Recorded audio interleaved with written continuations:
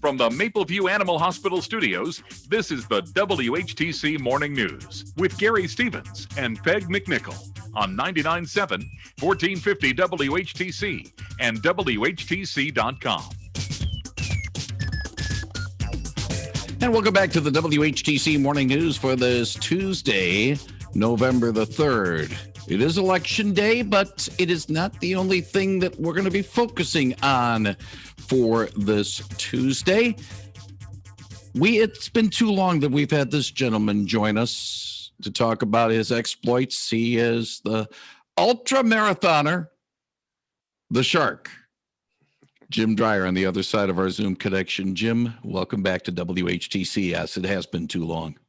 It has been a while, Gary. It's great to see you, and it's great to be back. Glad you are with us, and we'll talk a little bit about why we're going to bring you on and why we asked for you today in a few moments. But I just want to have people catch up on what you were doing. The Mighty Max Swim, unfortunately, a casualty of COVID-19. But 2021 is still definitely on the horizon for what has been a very successful event, not only for those competing, those part of it, but also for some very good and noble causes that you've raised money for over the years. Yes, thanks for that, Gary. It's the Mighty Max Swim has been quite an event, and it has become very successful in a short period of time. And especially if you live here in Michigan, nobody drives across the bridge without wondering what it would be like to be down there in the water and swimming across. And so this gives people a chance to speak from firsthand experience what that's like to make that swim. We'll talk. We'll put it. By the way, we are going to put a link to the Mighty Max Swim so people can know more about it when we put the podcast of our conversation on our website at WHTC.com in a little bit. But when the name Jim Dreyer is mentioned, especially in these parts, people think of your exploits in swimming the Great Lakes. Ultra-marathoner is a good way of putting it. And I want to sort of pick your brain on the mentality of doing what you do, of knowing that it's not going to be a 10 or 15 minute swim. It might be a 10 to 15 or 20 hour swim, if not more. And talk about that mentality, because to a certain extent, we're going to need it, all of us now, during this COVID-19 situation. Yeah, you are certainly right, Gary. And there's some real parallels there. And, two of the things that are a big part of what I do in swimming across the Great Lake is perseverance. I mean, that's one thing that really jumps out at you. And then managing the fear. And I think that's something we can all relate to right now with COVID.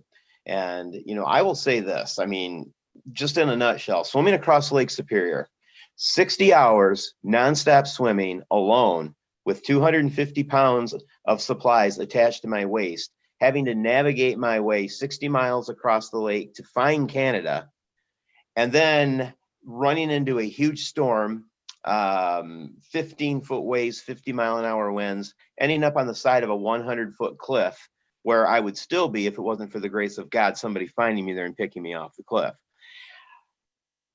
COVID's scarier than that. And so the fear that a lot of us are feeling is real. First of all, I mean, understand that what you're feeling is real and you are not alone. And yes, they say we're all in this together. Well, we are. We can't get through this being an island, but I think we need to start out as an island and need to do what we need to do to get ourselves and our families through it. So we do have to have that micro mentality. And if we all do that, then from a macro level, we will get through this. Now, Jim, when you prepare mentally for an event that you are doing the distance swimming, it's one thing to sort of visualize what you are going to do and what you might expect. To a certain extent, we're still in uncharted waters with this novel coronavirus. And so maybe to a certain extent, we can only visualize, but it's only a partial visualization. We just don't know what's going to come up next. And maybe that's the difference why people maybe are a little bit more frustrated in this situation than it would be, say, for you facing the frustrations that you might encounter, knowing that there might be an unexpected turn. But for the most part, it's not as bad as what we're going through now with the virus. Yeah, well, I think you really just touched on it right there. I mean, two of the things we fear the most are fear of the unknown and fear of failure. And I mean, what's going on with COVID? I mean, boy, the uncertainty, that's fear of the unknown, right there. And so I think the second one, fear of failure, we have to really try to let go of that one, because we have to step forward. You know, we have to do something. Inactivity is not likely going to be our best strategy for getting through this. So instead, we need to face that uncertainty, and we need to be not afraid to innovate. Just really in a nutshell, and not to preempt a news release that I probably will have coming out, I have to rework the business model for the Mighty Max Swim. There's many businesses out there who do. We have to get 400 swimmers and over 100 staff in a small area, and that's not going to happen up there right now, or anytime soon. And just like a restaurant owner who can only put 50% of the people, if that, in their restaurant, how do you make more money from less people? Or how do you reach more people that you can't gather into one place? Now, there's no easy answer to that. But for me, I am finding what I believe are some answers for a new business model. And in a perfect world, if there is such a thing as a silver lining whatsoever to this COVID thing, is that you find a business model that is something you'd want to do whether there's a pandemic or not. There are businesses out there who are finding some good things from this. When the pandemic passes, they will still keep some of these things they've instituted in place. So we have to not be afraid to innovate.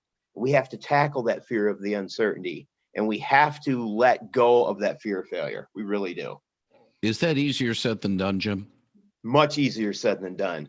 And when I was talking about this fear being real, I wake up in the morning.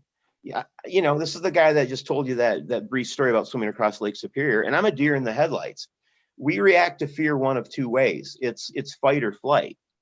And when you wake up in the morning and you have to reset yourself, like to tackle the day, sometimes flight jumps into your brain, or you freeze and you're that deer in that headlights. But the fight's got to take over, and you got to realize the other big thing that I draw upon to swim across the Great Lakes is perseverance. And you have to realize this is almost like climbing a mountain. It's not always a direct descent to the top. And everybody can relate to that right now. There's switchbacks. You take 2 steps up and 1 step down, 3 steps up, 2 steps down. It's going to be a process, and we need to persevere. But if you run into a blizzard before you get to the summit, you may not make it through the blizzard, but if you're still alive when that blizzard passed, then you can make it to that summit. We have to survive this storm, Gary. Peg McNichol from the WHTC newsroom has a question for you. Peg, go ahead. So what I want to hear from you is, what methods do you use to combat what becomes a psychological fatigue? I mean, there are people who don't know anybody who's been ill with COVID, for example, and so it just seems like this endless and rather useless drive. But for people who are out there, what do you do to triumph over that halfway across the lake and you're just like, why did I do this? What's the mental process that you go through to keep going?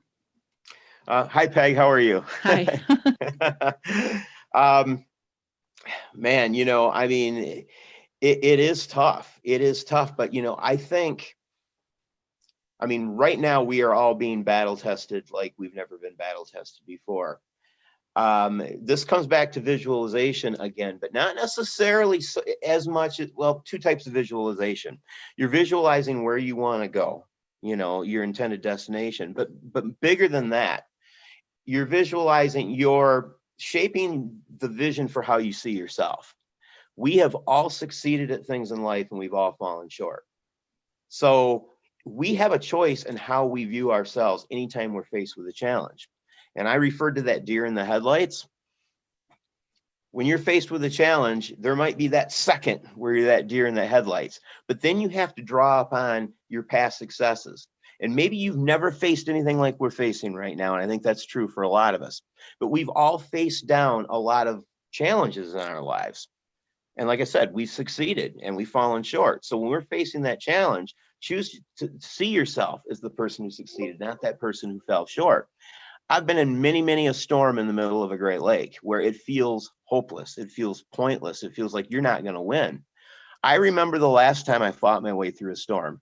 Hurricane Isabel, when it smashed the Carolinas, came across Lake Michigan. I was swimming from Indiana to the Mackinac Bridge, pulling my supplies in a kayak from my ankles. I was miles from shore and I was in 20-foot waves. I survived it.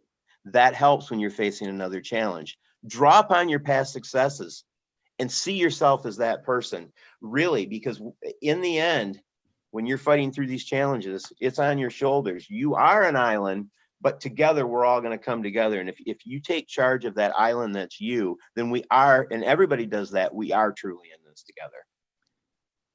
There's a reason why we asked Jim Dreyer to join us today, to sort of get our put things mentally right on this situation, because it's so easy to get frustrated.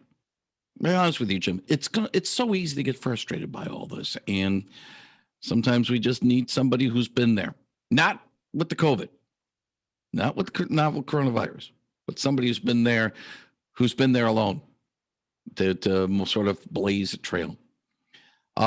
Quick question. This is more of a nuts and bolts question. MightyMaxSwim.com is the best connection should I have for you, or is it another one? Because I want to make sure if people want to get a hold of you and get a hold of what you're doing, how's the best way to do it? Yeah, the website MightyMaxSwim.com is a good way, and I can be emailed from there. Mm-hmm. And absolutely, I would love to hear from the listeners. Sounds great. Jim Dreyer, the ultra-marathon swimmer, still Byron Center? No, actually, I lived there for a long time. I live in Ferrysburg now. Oh, okay. So you are along the lakeshore. I am along the lakeshore. I feel a little more at home there, Gary. To be honest with you, it's been 19 years for me since I've moved over here. So yeah, I feel kind of home out these parts as well. Jim Dreyer, understand. Jim Dreyer, thank you very much for joining us today on 99.7 and 1450 WHTC. Keep us informed about what's going on with the Mighty Max Swim and how things are going with you, and look forward to talking with you again soon. Oh, absolutely. Thank you, Gary. Thank you, Peg.